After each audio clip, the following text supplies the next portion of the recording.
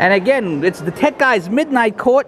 It's Matt Margolis, author of The Worst President in History, which would be, in his opinion, Barack Obama. I say he is off by one president. I would choose James Buchanan. Matt, welcome to the Tech Guy's Midnight Court at CPAC 2017. It's a pleasure to have you. Well, thanks for having me here, even though I am totally exhausted, but I'm happy to do this, and I'm having a good time. All right, now tell us about this book, Barack Obama, The Worst President in History. When did you write it?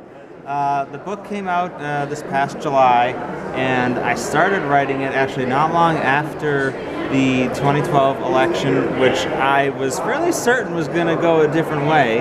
And, obviously it didn't, and I was very depressed, and I couldn't handle what had happened, and so I felt the only way I could really deal with that issue was to write a book that kind of compiled everything about Obama that people seem to have ignored or just chosen to forget. I mean, I don't know what the excuse is, but people just either didn't know or they were ignoring it. It's funny you should mention that, because I had thought that Romney was going to win too, and for many of the reasons that Donald Trump won, because the oversampling of Democrats in polls and the like, but the black vote and the black voter who had not been treated very well by the Barack Obama administration stayed loyal.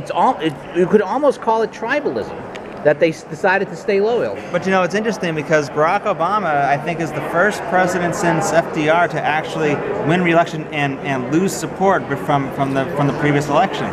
So, I mean, that says a lot. I mean, I think that the problem with Obama was that, a lot of people in 2008, they felt they wanted to support him. They wanted to be a part of something historic, the first black president. And they clearly felt that they couldn't give him a second. They could not allow the second. I think they could not allow, especially the black community, which voted for him overwhelmingly, regardless of his failures. I don't think they could allow the first black president to lose re-election. Absolutely, and they came out. The pollsters all thought he wasn't going to get the same amount of support, but obviously he did. They came out for him again, and it's unfortunate that that kind of identity politics, but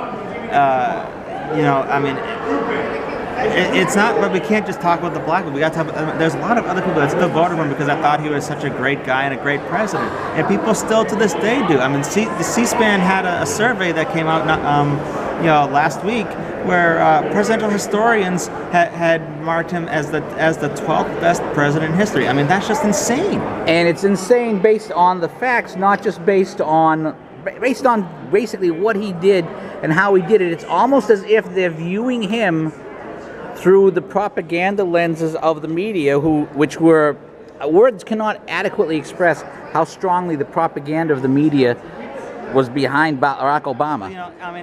It's almost like what Donald Trump. It's political correctness run amok. I mean, it's this idea that the first black president has to be seen as a successful one, and has to be seen as a scandal-free one, which is one of the great canards. I mean, from Fast and Furious on to the IRS scandal, the scandals piled up, but the media just was not interested. Oh, those aren't real scandals, it's unbelievable. I mean, how do you go? I mean, we're talking presidential historians that are saying that he was scandal-free. I mean, that to me is disturbing, because think about it. I mean, if historians are saying that, what are the younger generations going to be taught? What is my son, who's 3 years old right now? What is he going to be taught about Barack Obama? And I don't want him to be taught that he was a great president. Granted, I'm going to teach him the truth, but what are other kids going to be taught? What are they going to believe? And it all goes back to this Orwellian idea of he who controls the past controls the future and all that stuff. I mean, they are essentially rewriting history. Liberals in academia are rewriting history for. By the way, you don't have a fedora on your head. That's not allowed at the Tech Guy's Midnight Court. So you should throw that on your head if we're going to do this interview. That's much better. It's backwards, but we'll let it go. Covers my bald head. It covers. Well, what's the first? That's the first rule of a fedora, is to cover your bald head. So the book you started it in 2012. When did you finish, and when was it released? Finished it now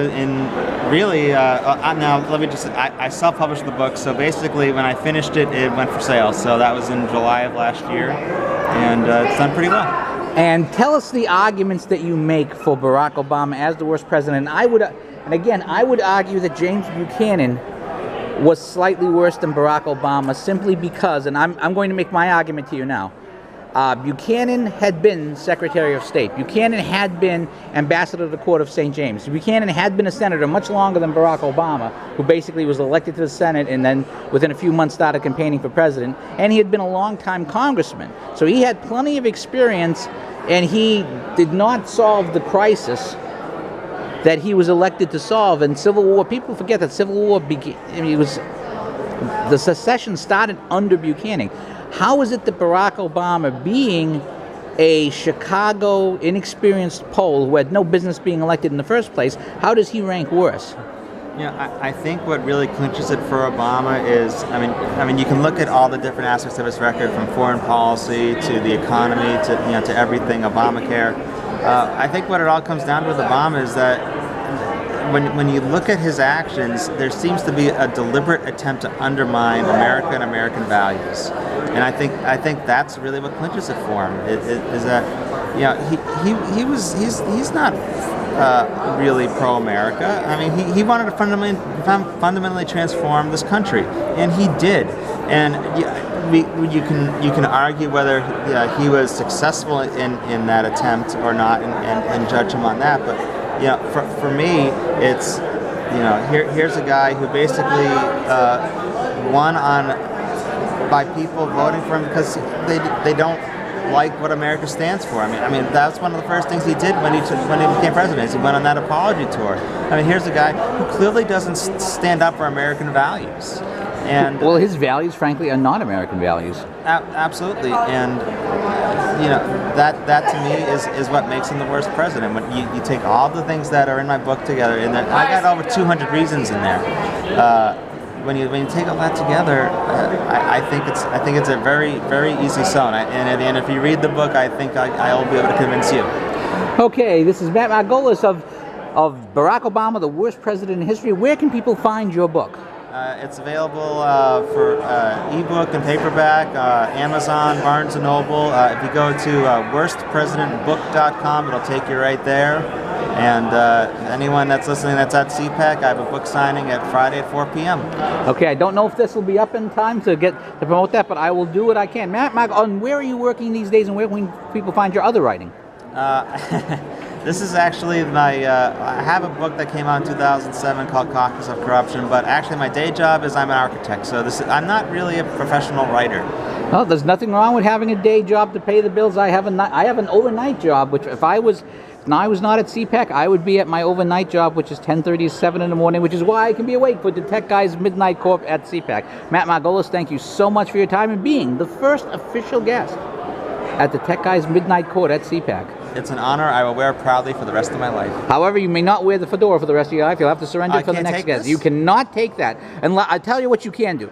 You can take that with you if you bring me the next guest. You go and get me a guest, and then you'll trade off you can carry the fedora until you go and bring me my next guest. Oh, I'll see if he's still there, and I'll bring him over. All right, let me kill the video because I'm basically juggling